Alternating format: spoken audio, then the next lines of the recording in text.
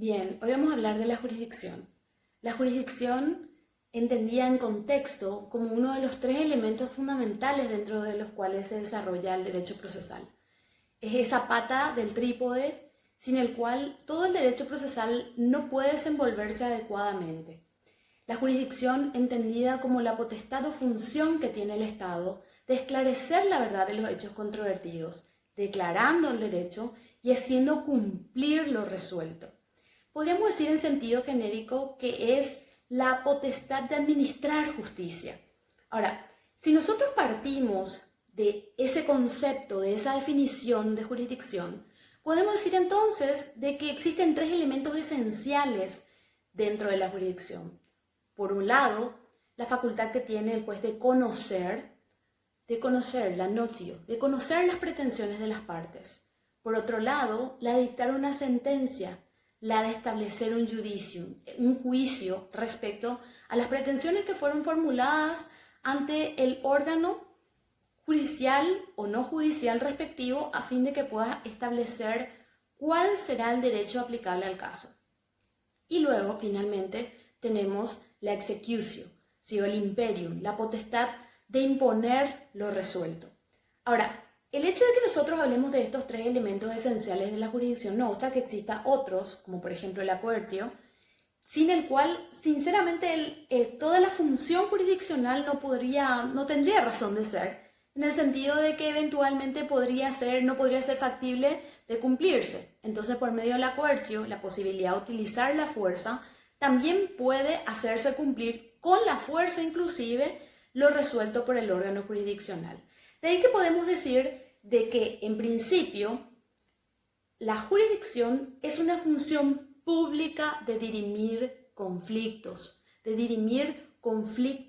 de intereses que nace precisamente de aquella evolución de la forma de solución de los conflictos. Nace desde la prohibición de hacer justicia por manos propias, que anteriormente nosotros hemos visto como una forma de solución de los conflictos. Desde que existe esa prohibición que adquiere un rango constitucional, porque basamenta la vida en sociedad, que es la idea de concebir la paz social, es de que se impone la jurisdicción como aquella facultad o potestad que tienen de resolver los conflictos de intereses, dictar una resolución al caso y sobre todo la de imponer o hacer ejecutar lo juzgado. Ahora, antes de avanzar con el tema, es importante recordar de que no toda actividad jurisdiccional es judicial. Es decir, cuando nosotros hablamos de jurisdicción, tendemos siempre a relacionar con la idea de que la jurisdicción es simplemente la jurisdicción judicial. Pero sin embargo existen otro tipo de jurisdicciones, como por ejemplo la jurisdicción administrativa, aquella que emana de las actividades o resoluciones dictadas por el Poder Ejecutivo, ¿sí?, del cual nosotros nos podemos encontrar ante sus resoluciones o ante el producto de alguna de sus actividades existen recursos, el recurso de reconsideración del superior jerárquico, ¿sí?, o un desprendimiento de esa jurisdicción administrativa también la encontramos por medio de los tribunales militares, ¿sí?, que nosotros tenemos establecido constitucionalmente la posibilidad de que todas las faltas o delitos cometidos por funcionarios militares, ya sea dentro de sus actividades castrenses o no, en ejercicio activo, van a ser juzgados por jueces y tribunales militares, ¿sí? Ahora, ¿por qué decimos de que estaría contemplado dentro de lo que se conoce como la jurisdicción administrativa la actividad castrense, en este caso particular, la justicia militar? Y es porque nosotros sabemos que en nuestro país el servicio militar, en este caso las cuestiones referidas con el ejército, están directamente vinculadas con el presidente de la República. Por tanto, se desprende también como de una actividad administrativa propia del Poder Ejecutivo, la de los tribunales militares. Muchos consideran de que la jurisdicción militar en realidad no es una jurisdicción porque no tiene los elementos característicos para ser considerada una jurisdicción. ¿Por qué? Porque los tribunales son constituidos al solo efecto de resolver un caso particular, es decir, se conforman para resolver un caso particular. Los jueces no cuentan con una inamovilidad ni permanencia en el cargo, pueden ser removidos y trasladados de acuerdo con las decisiones que emanen del superior. Entonces, nos encontramos con que también hay opiniones divergentes relacionadas con la posibilidad de que la justicia militar pueda ser considerada efectivamente jurisdicción. Entonces, cuando hablamos de que no toda actividad jurisdiccional es judicial, también hablamos de que existen otro tipo de jurisdicciones, como por ejemplo la administrativa. Ahora, o la arbitral, ¿sí? En el cual nosotros hablamos que es un procedimiento absolutamente privado, en el cual las partes se someten a la decisión de un tercero, árbitro o arbitrador, y que pueden o no eventualmente acatar las decisiones emitidas por estos, y que está regulada exclusivamente por la ley 1879/2000 en cuanto al procedimiento, las instancias, los elementos probatorios y también la forma de hacer cumplir las resoluciones que son emanadas de estos órganos arbitrales. Ahora, si bien sí existe una jurisdicción no judicial, tampoco toda jurisdicción judicial es jurisdiccional, es decir, no toda jurisdicción es judicial y no toda actividad jurisdiccional es judicial. Como por ejemplo las decisiones emanadas de la Corte Suprema de Justicia que tienen caracteres simplemente administrativos o de organización, cuando dicta una acordada para establecer el horario de entrada y salida de los funcionarios, el régimen de sanciones, el sistema disciplinario que se rige por una acordada, ¿sí?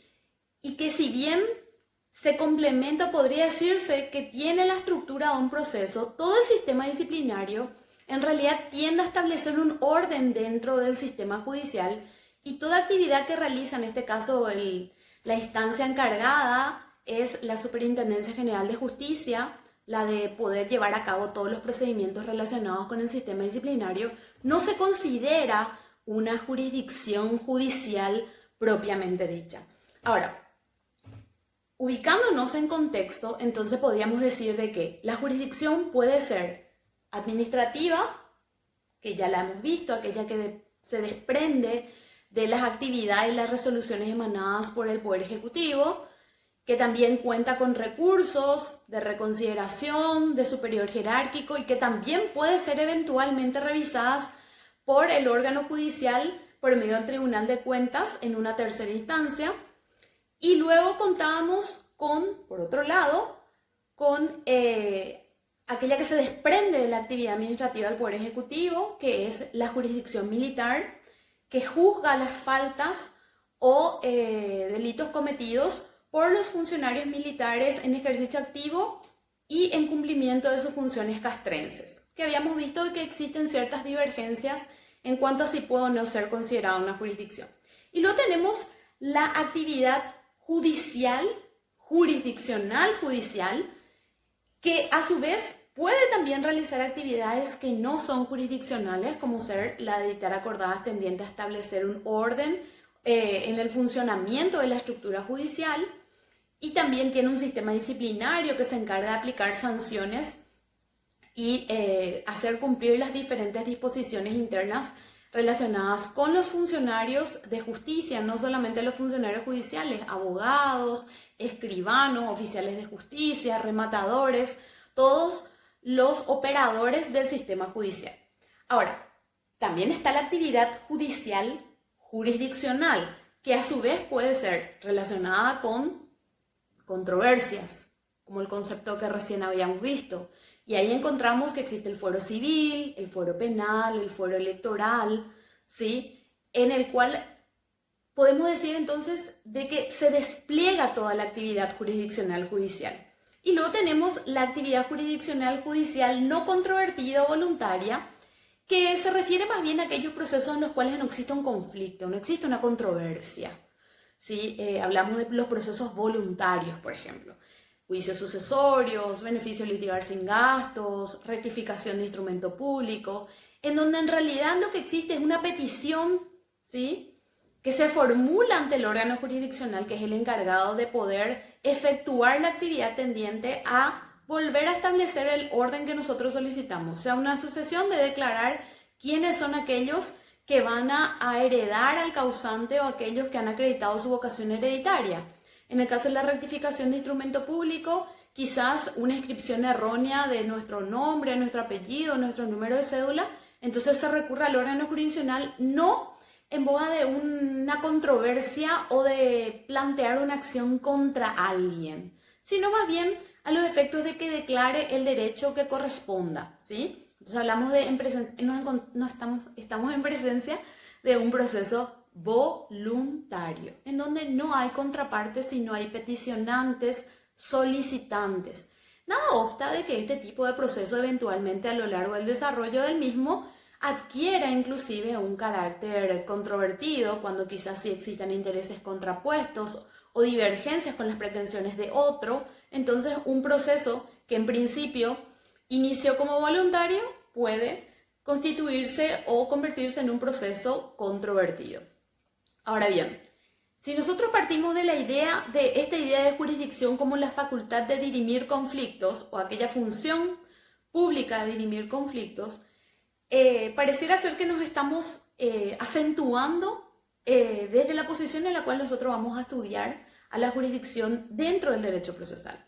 Pero eso no obsta a que nosotros sepamos de que cuando hablamos de jurisdicción a veces podemos encontrarnos no solamente en el lenguaje cotidiano, sino también en la doctrina y en la propia normativa, con diversas acepciones de la palabra jurisdicción, ¿sí? Algunos lo relacionan con un espacio territorial, la jurisdicción de Itapúa, queriendo significar la circunscripción de Itapúa. Otros lo relacionan tienen una acepción de la jurisdicción como sinónimo de competencia, ¿sí? La jurisdicción del juez de Alto Paraná, ¿sí? Cuando en realidad están queriendo significar la autoridad o poder que tiene una persona respecto de una cuestión determinada, o bien como una función pública, como ya nosotros le hemos visto, que esa va a ser la excepción que la vamos a utilizar, aquella función pública de poder dar solución a determinadas controversias que fueran planteadas ante el órgano jurisdiccional que corresponda. Ahora, hemos visto qué se entiende por jurisdicción, en qué contexto vamos a estudiar la jurisdicción. Hemos analizado convenientemente cuáles son los elementos de la jurisdicción y que a veces la palabra jurisdicción no siempre es entendida como aquella función pública de dirimir conflictos de intereses, ¿sí? Y de hacer ejecutar, ¿sí?, lo resuelto, sino que nos encontramos muchas veces con que existen diversas acepciones para poder significar, o sinónimos, algunas podríamos decir sinónimos de la palabra jurisdicción en el sentido estricto en el cual nosotros lo vamos a utilizar, para indicar un espacio territorial, para hacer alusión al poder o autoridad que tiene una persona o un órgano sobre determinada o determinadas personas, o bien como aquel poder o autoridad, o bien como una función pública. Ahora, lo que nosotros no tenemos que confundir es de que la jurisdicción es única, ¿sí? Existe una única jurisdicción.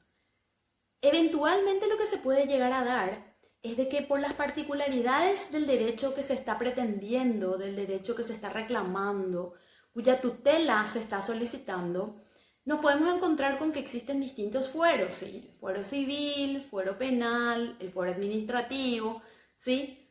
Pero eso no significa que la jurisdicción sea distinta. La jurisdicción es una sola, única. Las distintas particularidades del derecho que se reclaman hacen de que existan distintos fueros en la cual la misma opere, pero es única, ¿sí? Ahora, cuando nosotros hablamos de la idea de jurisdicción, sea cual fuere el tipo de jurisdicción, una jurisdicción judicial o una jurisdicción no judicial, sea que en el segundo caso se desprenda una actividad administrativa o de un tribunal militar, o en el primer caso se desprenda de un juicio controvertido o voluntario, sea cual fuera el tipo de jurisdicción en el cual nos estemos desarrollando, existe un derecho que está por encima de toda clasificación, y es el derecho a poder acceder a la jurisdicción. Es decir, ese derecho de poder reclamar la vulneración, la violación, la alteración de alguno de nuestros derechos que nosotros ya habíamos visto que encuadra dentro de lo que se conoce como la tutela jurídica efectiva, jurisdiccional efectiva. Aquella posibilidad que tienen las personas de recurrir a ese órgano jurisdiccional y solicitar la tutela o protección de algún derecho que sienten que han sido vulnerados. Y es tan importante ese derecho de acceso a la jurisdicción que nos encontramos que el mismo no solamente tiene un fundamento teórico o que cuando hablamos de jurisdicción no lo hablamos en un contexto simplemente lírico para poder entender la disposición contemplada en el artículo 7 del Código de Organización Judicial, que habla como es la de juzgar y hacer ejecutar los juzgados, ¿verdad? La jurisdicción es juzgar y hacer ejecutar los juzgados, potestad de juzgar. Sin embargo, nosotros nos encontramos con que el acceso o el derecho que tiene una persona de recurrir al órgano jurisdiccional también tiene un rasgo supranacional o supraconstitucional que ya está regido inclusive en las diversas normativas internacionales. Así, por ejemplo, encontramos de que la Convención Interamericana de Derechos Humanos establece: toda persona tiene derecho a ser oída, con las debidas garantías y dentro de un plazo razonable, por un juez o tribunal competente, independiente e imparcial, establecido con anterioridad por la ley, en la sustanciación de cualquier acusación penal formulada contra ella o para la determinación de sus derechos y obligaciones de orden civil o para la determinación de sus obligaciones de orden laboral, fiscal o de cualquier otro carácter. En igual sentido, la Declaración Americana de los Derechos y Deberes del Hombre, en su artículo 28, establece: toda persona puede concurrir a los tribunales para hacer valer sus derechos. Es decir, aquella posibilidad que tienen las personas de acceder a la jurisdicción no es algo simplemente teórico, es algo que surge y que emerge de las propias disposiciones internacionales, no solo de la Constitución, no solo de los artículos 18 que establece cuáles son los derechos procesales, no solo de la posibilidad que se tiene de poder acceder a la justicia, sino que adquiere un rango internacional. Pero la jurisdicción no es solo eso, o sea, no es solamente la de dar o abrir las puertas para hacer efectiva la tutela jurídica y que a su vez las autoridades o los jueces tengan la potestad de resolver y de dirimir esos conflictos por medio de una decisión que luego pueda ser cumplida o pueda ser ejecutada.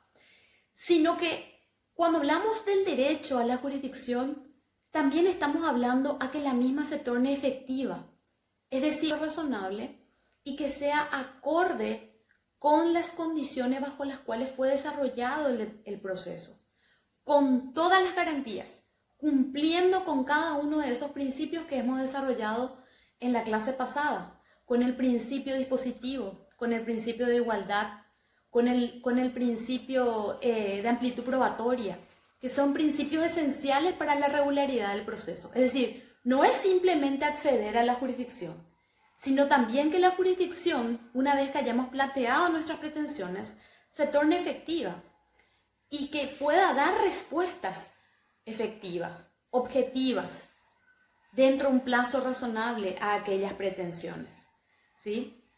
Ahora, al hablar de la jurisdicción, nos encontramos con que finalmente, si bien nosotros vamos a desarrollar en las clases venideras cuáles son las funciones que cumplen cada uno de estos operadores del órgano judicial, y vamos a analizar la jurisdicción desde un punto de vista judicial, es decir, desde la jurisdicción judicial, nos hemos dado cuenta que no solamente la jurisdicción puede ser judicial, también puede ser extrajudicial o administrativa, con sus diferentes aspectos, pero que en tanto y en cuanto también dictan resoluciones o en tanto y en cuanto también tienen como objetivo dirimir determinadas cuestiones que sean planteadas o que hayan surgido dentro de un contexto administrativo. Y que dentro de esta jurisdicción judicial podemos encontrarnos con procesos controvertidos como aquellos procesos que no lo son o los denominados procesos voluntarios. Ahora, ¿qué pasa cuando una cuestión que en principio es planteada como una cuestión jurisdiccional judicial también puede ser resuelta por un órgano jurisdiccional no judicial, como por ejemplo un órgano administrativo o un tribunal militar y no un tribunal civil. ¿Qué pasa cuando ambos tipos de jurisdicciones, una jurisdicción judicial o una jurisdicción no judicial, se creen competentes para poder resolver una determinada cuestión? Una indemnización de daños y perjuicios emanada de una actividad realizada por un personal militar en servicio activo y en funciones castrenses. Yo planteo una indemnización de daños y perjuicios en el fuero civil y el fuero militar se cree competente para poder resolver esa determinada cuestión que se origina a raíz de una actividad realizada por alguno de sus funcionarios en ejercicio activo. ¿Cuál va a ser la solución al caso? ¿Cuál será la jurisdicción competente? ¿Lo será la jurisdicción judicial o será la jurisdicción no judicial? ¿Lo será el fuero militar? ¿Será el fuero civil?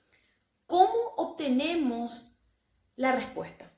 Y la respuesta está dada en el Código de Organización. Artículo 18, inciso C, nos encontramos con que cuando existan conflictos respecto a qué jurisdicción será competente para resolver una determinada cuestión, si una jurisdicción judicial o no judicial, siempre va a ser competente la Corte Suprema de Justicia.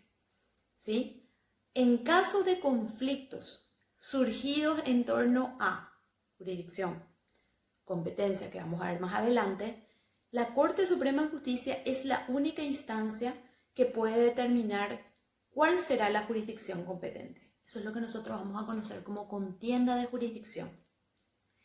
Cuando una jurisdicción judicial y otra no judicial, ambas se creen competentes para poder entender en una determinada cuestión. O quizás se creen incompetentes, como se conoce como una contienda negativa. Cuando ambos se creen incompetentes o cuando ambos se creen competentes, contienda positiva, entonces es la Corte Suprema de Justicia la única instancia que puede establecer o determinar la jurisdicción competente. Ojalá nos ocupe la oportunidad de poder desarrollar con mayor amplitud la lección 5 relacionada con jurisdicción. En la lección 6 ya vamos a empezar a hablar de cuál es la estructura que tiene la jurisdicción judicial en el Paraguay, cuáles son las funciones, derechos, deberes, obligaciones, inhabilidades y prohibiciones que tienen los jueces.